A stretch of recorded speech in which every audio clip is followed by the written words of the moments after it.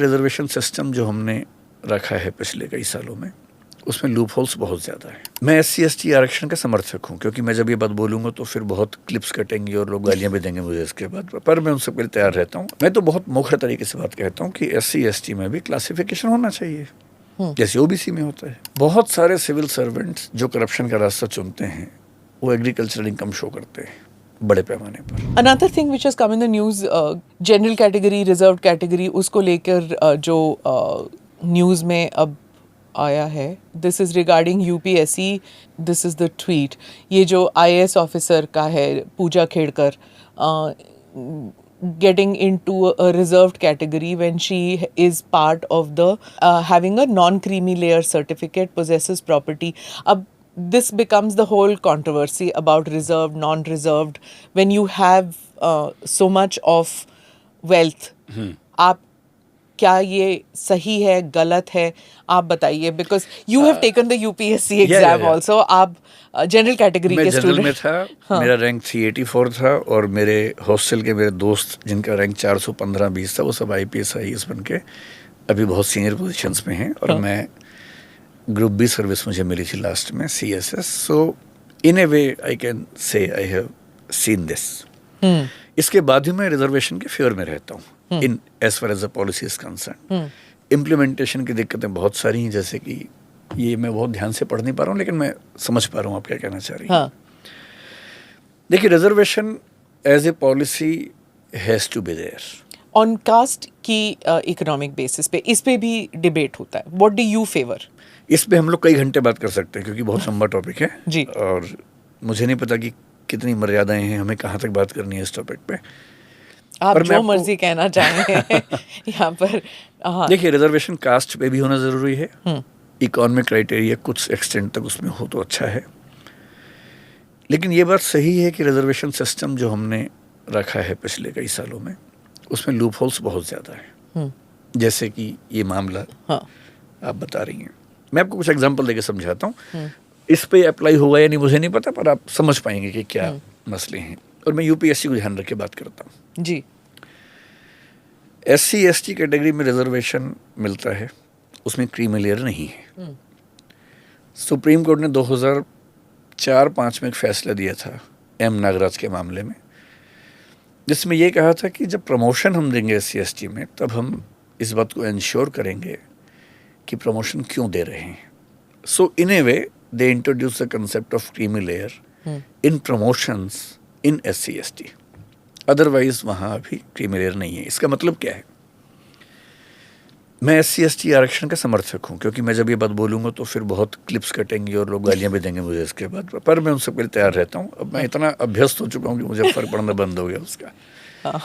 The truth has to be there. Absolutely. मैं एक ऐसी फैमिली को जानता हूँ पर्सनली जी, जिसमें फादर IAS थे, मदर भी एक बहुत बड़ी पोजीशन पर थी, 3 बच्चे, तीनों सिविल सर्वेंट्स हैं, या IAS हैं या IPS हैं। उनके स्पाउसेस भी IAS IPS हैं। हाँ, कन्वीनियंट। अब मैं ये नहीं समझ पा रहा कि इस फैमिली को, अगली जनरेशन को SC/ST का रिजर्वेशन क्यों मिलना चाहिए। मैं नहीं समझ सकता।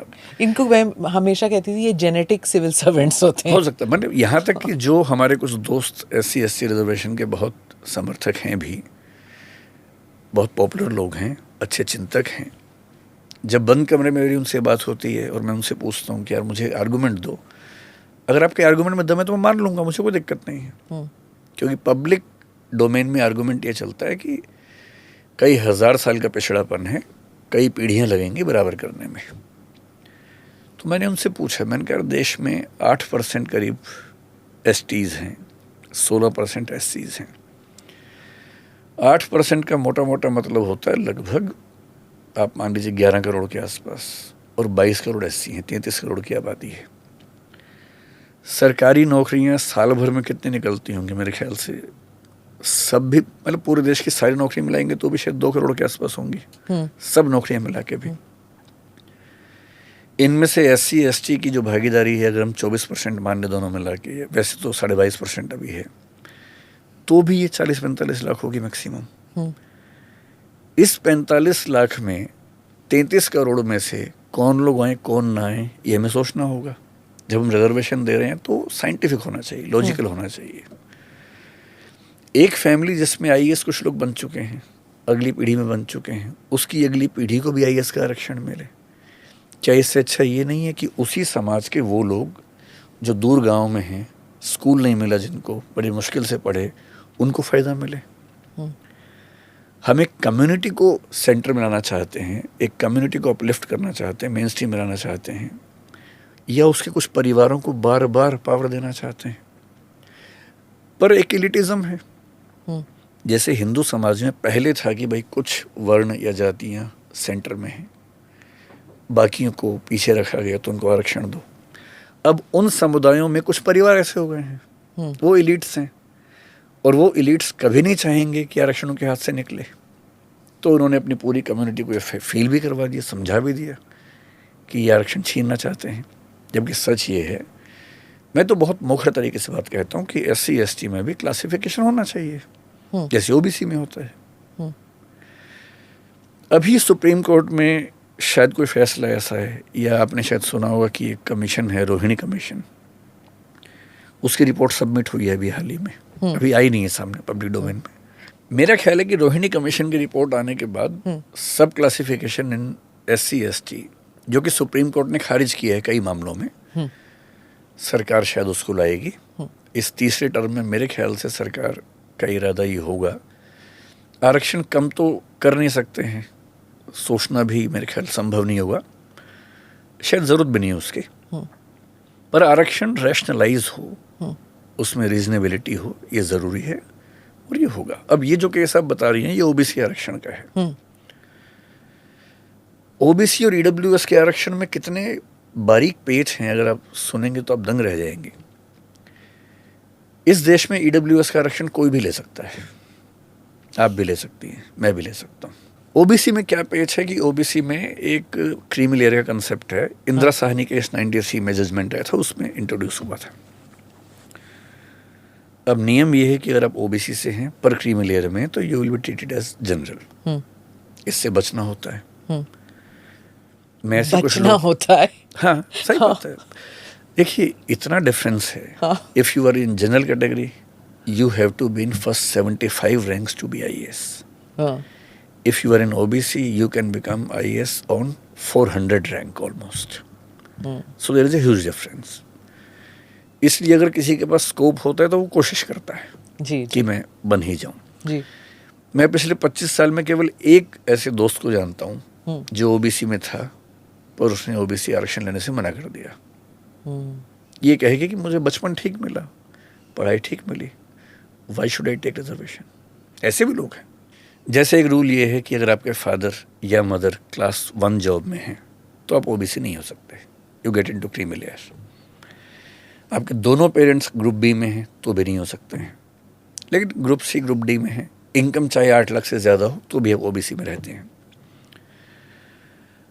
अब सरकारी नौकरी वालों ने मेरे ख्याल से एक खेल खेला होगा कि भाई उनकी इनकम ज़्यादा है, उनके बच्चे OBC में क्यों ना आए।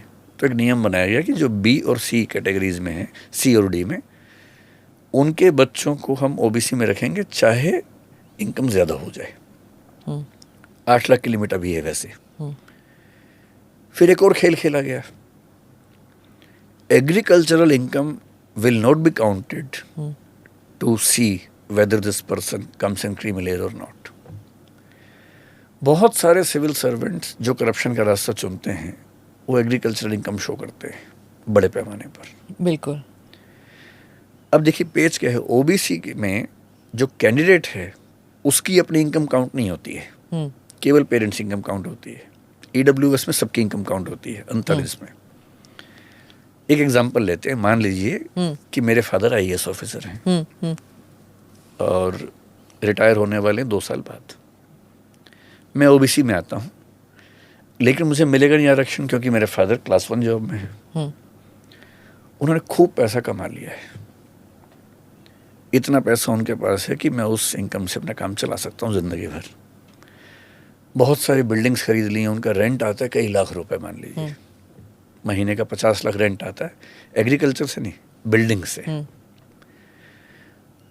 अब मुझे आईएएस बनना है और मुझे ओबीसी का आरक्षण चाहिए। जब आप रेंट मैं- कहते हैं उसका मतलब है कि वो दिख रहा है, मतलब उस पे आप टैक्स भी दे रहे हैं, वो हाँ, हाँ, सब एकदम विजिबल है, उतना ही मैं कह रहा उसको हूँ। आप फ्रॉड नहीं कर सकते। नहीं, जो आईटीआर में है मैं उसी की बात कर रहा ITR, हूँ। हाँ, ओके, है ना? हाँ। होगा तो 10 टाइम ज्यादा। हाँ। जो आईटीआर में मैं उसकी बात उसमें कर भी रहा हूँ। आप नहीं हाँ, कर सकते नहीं कर कुछ। सकते, मैं उसी की बात कर हाँ। रहा हूँ, है ना? अब मान लीजिए मुझे आईएएस बनना है, हाँ। और मैं अपने फादर से कहूँ कि पापा आईएएस बनना है, जनरल से नहीं बन पाऊंगा, ओबीसी से बनना है, तो आप सपोर्ट करो। बोलेंगे कैसे? मैं कहूँगा रिजाइन कर दो आप। रिजाइन कर दिया उन्होंने। 2 साल की सर्विस बची हुई थी, पैसा अकूत कमा चुके हैं, अब 2 साल की सर्विस है, रिजाइन कर दिया। जैसे रिजाइन किया, अब मुझ पर ये सीमा लागू नहीं होती कि मेरे फादर ग्रुप 1 जॉब में हैं। लेकिन अब क्या लागू होता है ITR। कि मेरे फादर के पास पैसे बहुत ज़्यादा हाँ। हैं, क्योंकि वो नौकरी में नहीं है। अगर उनके पास 8 लाख से ऊपर की इनकम है तो मैं ओबीसी में नहीं आ सकता।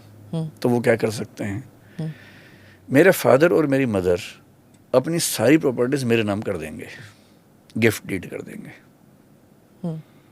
अब उन दोनों की इनकम रह गई 6 लाख रुपए साल की, मेरी होगी 60 लाख महीने की।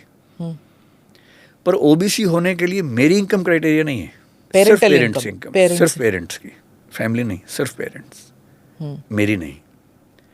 So even if I am earning 50 lakh rupees per month when I am appearing for UPSC exam, being in OBC, I am still eligible to be an OBC और candidate. पेरेंट्स ये कर देंगे, अपना इनकम बेटे के नाम कर दें या बेटी के नाम कर I know. दें, रिजाइन भी कर दें, पेंशन भी गंवा दें, ये सब कर पेंशन लेंगे? क्यों कमाएंगे? पेंशन तो मिलेगी उनको। नहीं, 2 years।